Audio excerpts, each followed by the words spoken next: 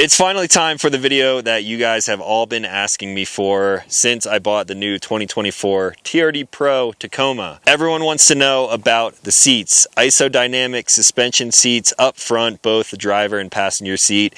Is it worth it? Are they gimmicky? Do they do anything? We're going to talk about all that.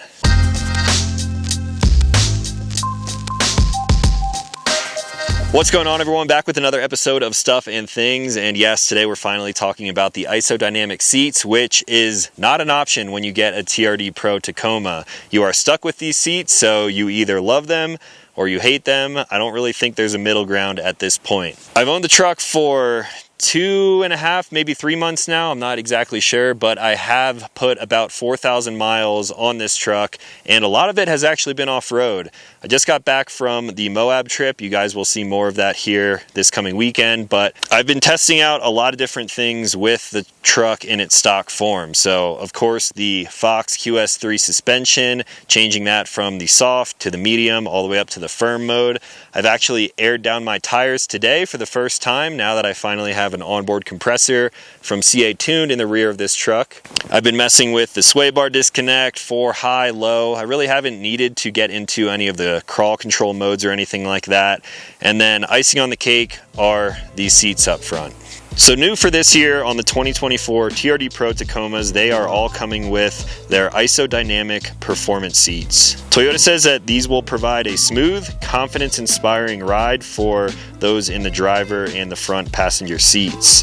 This is a patent-pending feature, and their whole goal is really to stabilize the driver's field of vision to improve focus, comfort, and reduce fatigue while you're out on some rugged trails. The technology in this thing is actually pretty simple. It uses an air over oil shock absorber, allowing for both vertical and lateral seat movement simultaneously, which will dampen body movement, and it really just kind of stabilizes your head and neck to keep all of that stuff aligned with your spine. So the interesting thing about that is, like, they're not really making these seats just for absolute comfort. Their main goal is really to be ergonomic and to keep everything in your body aligned when you are bouncing around off-road. Like they say, it does make sense that if you can keep your head, neck, and spine all aligned when you're bouncing around off-road, it's really going to reduce fatigue. It's going to keep your vision a little bit more clear, especially when you are really smashing with a truck like this, because it's kind of like the Baja Go Fast Desert type of truck. I, of course, don't really use it for that purpose, but I have been driving pretty fast off-road today. How fast do you think we were driving off-road today? We were hitting stuff pretty quickly. Like 30 or 40. 30 or 40, a little bit more aggressive than I would typically drive, at least my third gen, but we're doing this now. All right, we're hopping up in the truck now so you guys can kind of get an idea of what the seating position looks like. It's a little bit hard to show you guys without having you actually sit in a seat like this, but I want to talk about the seat from just a seat perspective first. This is really kind of like a race-inspired feeling seat, so there are giant bolsters down on your legs, and it really hugs me in the back. I weigh about 180 pounds. I'm about 5'10", 5'11", and the seat fits me really comfortably. I will say, though, that generally sitting in these seats, my Tundra feels a little bit more comfortable because the bolsters are not as pronounced as these, so I can kind of like spread out a little bit more in the Tundra. With this, it definitely hugs you a little bit, but that's what they're going for. They're trying to keep you all in a line. Now, all of the controls for the seat are down on the side here. You can, of course, go forward, backward, up, down. You can tilt the bottom of the seat, which, of course, makes them a lot more comfortable than what you found on the third gen. You have all different lumbar supports with this knob over here. And then I guess one of the downsides, if you can consider it a downside, would be that there is no power back on the Isodynamic seat. So right here we have a grab handle, and if I want to adjust that, you simply pull that and rock it back and forth. It's not really a downside to me. I like to set my seat how it is most of the time and just let it rock like that. I will say, though, when I'm driving off-road, I typically push my seat a little bit further forward, closer to the pedals, and I like to lift it up too. That way I have a better line of sight. So currently this is how I'm driving the truck in like the off-road mode. But when I am driving this truck across country, long road trips, I do like to have the seat back, closer to the floor. That way I can kind of lounge a little bit. This seat also doesn't have any memory settings, so that could be a downside for people who are into that kind of thing, but I don't really let people drive my truck unless it's just a friend doing it for a little bit. So that is all of the adjustments over there. Now, I also want to mention that these seats are heated and cooled. The heating works great, obviously 3 different levels, and I don't think I would ever own a car living in Colorado without heated seats at this point. And then the air conditioned seats are something that is new to me, and I do like them. The only complaint that I have is where they actually put the perforations for where the air is going to be blasting out of these seats. If you take a look at the seats, the headrest is also not adjustable, so it's just kind of where it is. Really no complaint for me there. I never really drive with my head all the way back against my headrest anyway, but it does seem pretty safe. You do have this TRD placard here in a carbon fiber. I'm assuming it's plastic that looks like carbon fiber. I'm not entirely sure on that. And then you will notice where all of the perforation is. It actually has some kind of like camo pattern behind it, and believe it or not, it looks really similar to Psy Camo, doesn't it? Yeah, matches good. It matches pretty well, which is cool. You have red leather stitching all over the seats, and then if we look at the seat back here, anywhere that camo pattern is present, that is basically where the air is going to be coming out when you have this thing on the air conditioned mode. So you'll notice it's up around your shoulders and then like midway down to your back, but not your lower back. And then on the base of the seat, it's all the way up towards like your knees and then halfway back your thighs, but not like on your actual butt, which to me, it's like, okay, I mean, it works when it's hot. I'm definitely gonna have these seats on, but I would prefer them to be fully perforated. So generally when you're sitting in a seat, you're gonna be sweatiest like down here where you're making the most contact with the chair or the seat, but it's nice to have. I just wish they did it either inversed or just perforated the whole thing. That way you would get better airflow over the entire thing. I will say, they are pretty loud too when you have them running. Like you can tell it's pumping air through these seats. So it's a nice feature. I just wish they did it a little bit differently. Some people might ask too if you can like feel this kind of plasticky carbon fiber placard thing here, and you really don't notice at all. It kind of fits right where the top of your shoulders and neck is, at least for someone my size. So it's not really an issue. You would have to like be 6'5", and at that point you're not buying a Tacoma because you probably don't fit, but yeah, you don't notice it at all. So it's just kind of a cool style point feature there. I think that's about all that I had for the up front kind of cockpit seated experience. So now let's talk about the actual suspension in the back. All right, here's the moment that everyone has been waiting for. How much room do you have in the back here? Like I said, this seat is currently positioned in the way that I drive off-road, so it's definitely a little further forward and a little bit taller. Again, I'm 5'10", 5'11" on a good day, and surprisingly, this is not terribly uncomfortable.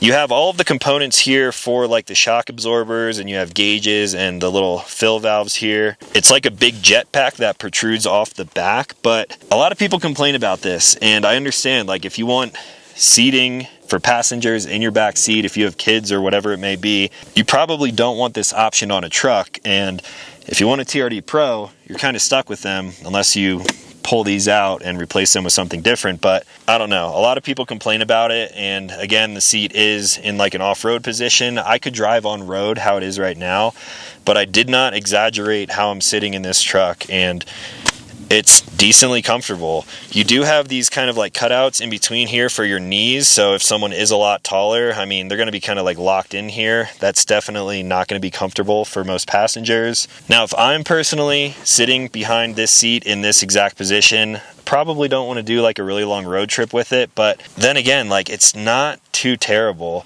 If I want to like kind of stretch out a little bit, I mean, my knees are definitely going to kind of dig in, but if you're, I guess, sitting with proper posture, it's really not all that bad. A lot of people ask about this room and they're like, oh, there's no room back there, it's terrible. And my response to that every time is, well, I don't have kids. I'm not an Uber driver. I'm not driving people around town. If I'm going out with friends, they're all driving their own vehicles and stuff like that. I just use my back seats to throw gear on. I have a battery and all my camera gear over here. So this to me is no issue. And the suspension and everything here, surprisingly, does enough that actually makes me appreciate these seats. I'm not concerned about the room and the functionality that these bring me. It's been great. So let's talk about that.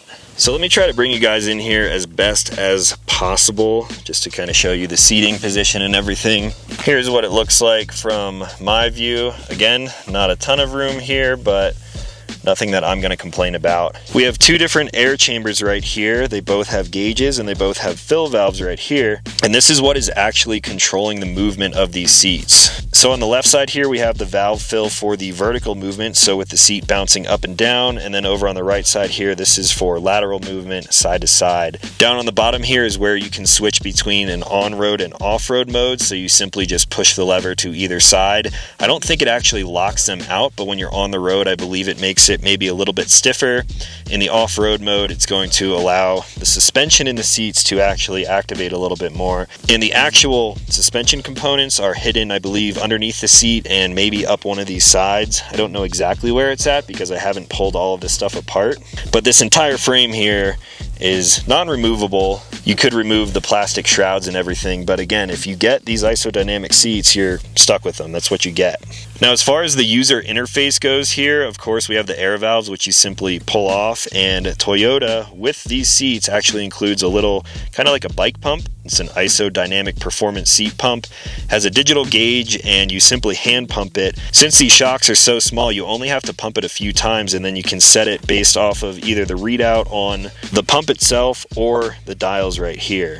In the owner's manual, there's actually a guide to basically base these PSIs off of the driver or passenger's weight. So I have this seat set to my weight and the passenger seat is set to Ashley's weight currently. These valves are really easy to get to. It's really easy to set the pressure on here. And the only downside that I will say is that on both of the seats, this gauge in particular, the glass on it is like kind of fogged up. It looks like there was a sticker stuck on there and it left some kind of residue.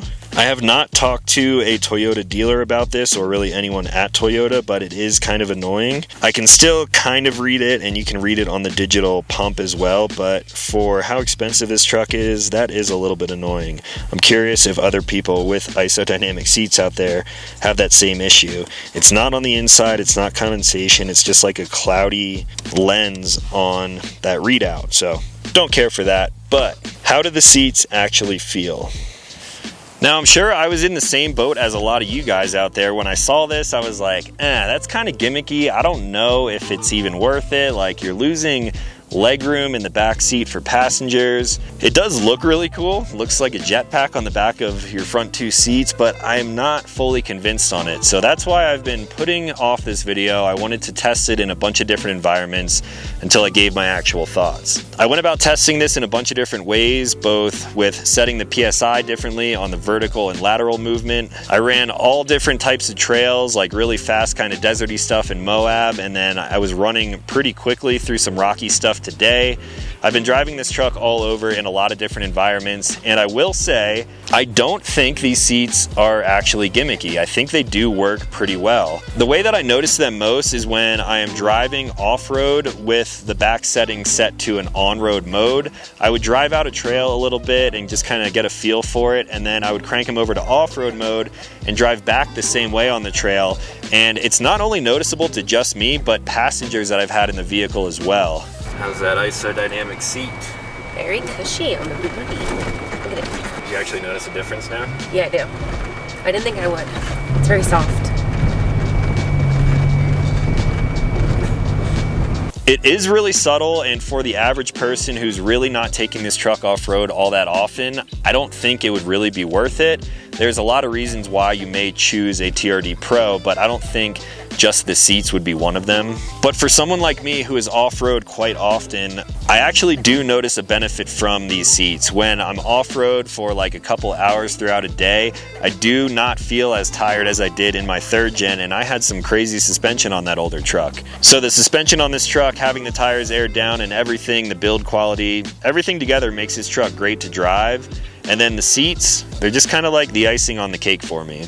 The way you're gonna notice these seats the most is, in my case, under really hard hits off-road, when you're like dropping off of a rock ledge, when the suspension kind of gets to the bottom of what it's capable of for the truck itself, then you can kind of feel the seat like shift a little bit and soften the blow on some of those really hard hits. Also, when you're driving really fast off-road, which is kind of what this truck is for. I was driving today way quicker than I really ever do. And not only are the Firestone tires and the Fox suspension doing a really good job, but you can also notice a little bit of improvement through the seats as well. It's something that, again, is very minute. I'm not saying, oh, these seats are the best thing ever, but I will say with my use case, I actually do notice a difference with the seats, and the more I'm actually pushing the truck and testing them, I feel like the more I'm getting out of the seats. I'm not one to smash around and thrash my truck because I want this thing to last me as long as possible, but it is nice to know that if I do want to get a little rowdy, go a little bit faster, maybe hit some jumps and get the truck a little airborne, these seats are doing something. It's not just for show.